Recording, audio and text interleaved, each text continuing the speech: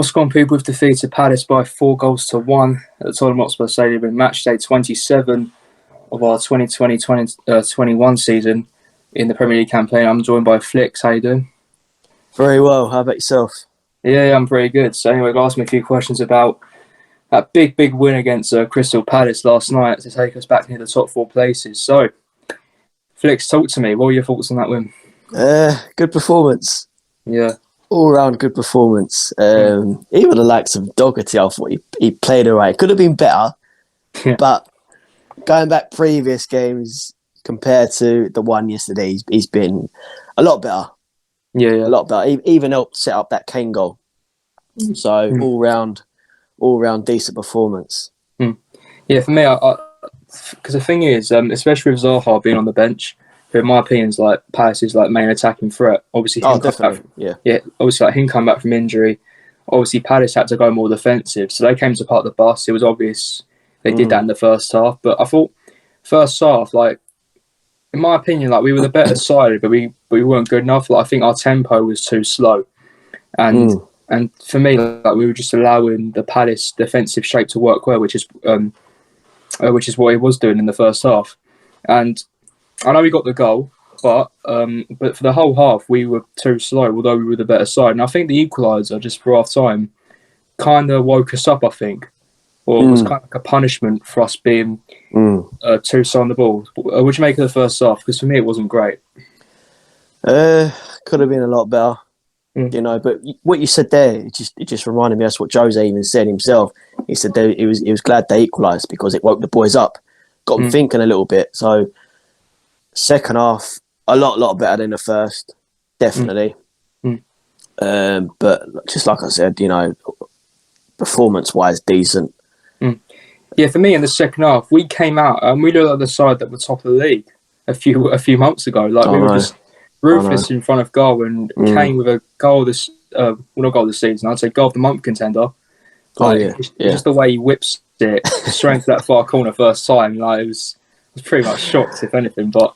But overall, I mean, 3 goals. To be honest, scoring 4 goals against a Crystal Palace side who recently got clean sheets against Man United, Arsenal, Fulham, and those teams have particularly good attacks. And the way we scored 4 goals against them, kind of, to me, it's really impressive. Obviously, Gareth Bale, 9 goal contributions in his last 6 games, 6 goals and 3 assists. It's mad, isn't it? Because it's mad because when you think about it, a lot of people were saying, "Nah, this guy's finished. He's dead and buried. Just put him on a freaking golf course." I've always said it. Give this guy time. He's just come back from Real Madrid. You know, fitness-wise, everything. You know, he had to get it spot on, and the Gareth Bale we know is here, banging in the goals. So you know, fingers crossed we keep it that way. Yeah, for me, I think all Bale needed was game time. I mean, obviously 3 consecutive starts in the Premier League now. Obviously, Matt Doherty getting game time, Lucas getting game time, Sanchez and Toby being our centre back pairing for 3 games in a row. So the thing is, with all that being said, do you think Mourinho is starting to understand his best side 11 a bit more at the moment? Half and half, yeah. I know he has rotated the team a lot, but that's because, in my opinion, like the schedule, like the games are coming thick and fast in a minute. Obviously, with Europa League and obviously the Premier League started quite late this season, started like mid-September, so the games are midweek and at the weekend and everything. So I can understand why he's rotating the side, but do you think he's like starting to understand like his starting 11 a bit better with obviously Bell getting game time, Sanchez and Toby being that centre-back pairing? Because the thing with Jose is that he's rotated the defence so much this season, but the last 3 games he's kept that same centre-back pairing. So with all that, do you think he's starting to understand it a bit better? Maybe, but you know, just like you said, we have got games coming thick and fast. You know, with Europa midweek, North London derby coming up on the weekend. But you know, just like I said, time will tell. Me personally, I'd rather see Road on there. Yeah, maybe. Yeah, but you know, he still needs his time to get the players in that he wants. Like I've said, you know, give him another season and go from that. But previous games we have started to see more of a settlement. He's not rotated too much. Yeah. But yeah. Yeah. Well, anyways, in my opinion, a player that, for me, like a player who's not really being discussed much about, but in my opinion was one of our best players behind Kane, etc. Lucas Moura. I knew he was going to say that. Yeah. For me, like in the first half, he was the only player who looked to like drive at that Palace defence. Like everyone else looked, in my opinion, quite disinterested. Like it was sideways, backwards passing and everything. Like I know he had a couple of chances through Son, etc. But like Lucas Moura was the only one who looked to make things happen. Okay, maybe Bale created one or two chances, but that's because of the space he was in. Lucas wanted to win the ball back, and for the first goal, he actually got the ball off Milivojevic to set Kane through. So, and for the whole game, like Lucas gave 100%, and for me, like he deserved the goal. But because the thing is, like Lucas's pace, like that front four with Lucas's pace down the middle, and with that front three of Bale, Son, Kane, it's a seriously frightening front four. If you ask me, what do you think of that? Definitely.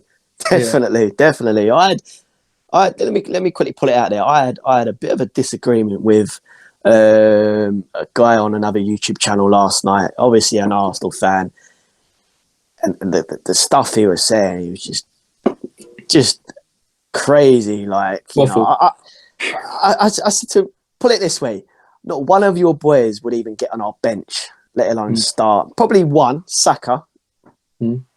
Maybe Aubameyang, because he's starting to find his form again, possibly. But I don't really rate him. I don't really rate that you don't? Guy. Nah. I can see us getting the 3 points on the weekend. Definitely. But with just like you said, our attacking force is fire, absolute fire. Bale's finding his form. Moura, who didn't even get a mention last night from what I heard. Bang up there. Kane, Son. We got Dele, who's back to his what we know, even though he didn't play last night. He can come off the bench and put in a performance. So attacking wise, we're up there definitely. So obviously we've got 3 Premier League away games coming up. That's obviously important, but our next game is our first leg of our round 16 campaign. Obviously Dynamo Zagreb. No walkover. Obviously, like they've been in the Champions League before. Like I know the first they've got is the group stage, I think it is, but at the same time, they've still been in the competition. They've still played at that level against teams like Man City. They did last season, I think. They're in their group stage. What changes would you make to the team that beat Palace last night? Very little. Very little. Because for me, like I would still play a team similar to Wolfsburg, but like I want to have a few key players in there as well, just to make sure. Yeah, I would put it this way: it's 2 legs, so first leg we're at home. So for me, thinking about the North London derby as well, go with a full-on attack. Get the game done, and then start bringing on the youngsters and give other players a little run out, mid second half. So he has to go all guns blazing in the first leg because at the end of the day, it's a trophy and it's another way into Champions League football if we don't finish in the top 4. So for me, he's got to go out full force, definitely. Yeah, and obviously our next Premier League game is a game that I always look forward to. Arsenal at the Emirates. I think in the Premier League, we haven't won at the Emirates in a good 9-10 years in the Premier League. I think our last victory there was in the Carabao Cup a couple of years ago, the 2-0 victory. But in the Prem, we haven't won there in pretty much a decade. So it'll be really nice to do the double over them this season. But for me, the weird thing is, Lo Celso is starting to get back to fitness. And the weird thing is, in Ndombele, he hasn't played one game against Arsenal yet. And in December, the 2-0 victory, he was fit for the game. But Mourinho put Lo Celso there ahead of him. So for some reason, I have a sneaking feeling that he's going to put Lo Celso instead of Ndombele. Obviously, I could be wrong, but the thing is, Lo Celso, I'd rather start him against Dynamo Zagreb because in my opinion, we look so much better with pace going forward, and that could really trouble that Arsenal defence because we all know how shaky it can be, looking at the ways they've defended in the last 3-4 years, in my opinion. So would you stick with Ndombele against Arsenal and play Gio against Dynamo Zagreb? Yeah, I agree with that. Why not? Why not?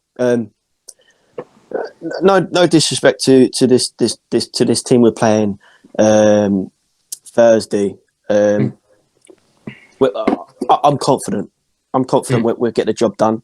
Just like I said, go out full force, get the goals, and then start bringing the likes of Kane, Son, and a few others off and rest them for the weekend game. But definitely put on Gio if he is fully fit for the Thursday night game, and then obviously Ndombele for the North London derby. Definitely. Yeah. And to round it all off, who was your man of the match last night? Bloody hell. Has to be Moura. Lucas Moura. Yeah, I think it's the first time we've had someone say Moura. I'm going to go Moura. Yeah. Yeah, we had, I think, 2 people say Bale and 1 person said Kane. But to be fair, Moura, in my opinion, I would have chosen him as well because he was brilliant the whole game. I know Kane was involved in every single goal that was scored, but Kane's been foreign the whole season. So pretty much nowadays, we expect him to get at least a goal or an assist every game, especially for a striker of his quality. But considering Moura hasn't had much game time recently, the way he's slid into that cam position, and last night he was truly brilliant. So I can't agree with you on that one. I think it's the first time we've had someone say Moura as our man of the match, which is a weird one because Moura's name, as you said, last night, Moura's name rarely got mentioned. No. But for me, he was one of our best players. But definitely. Yeah. Moura for me. Wizkid Moura, definitely. Yeah.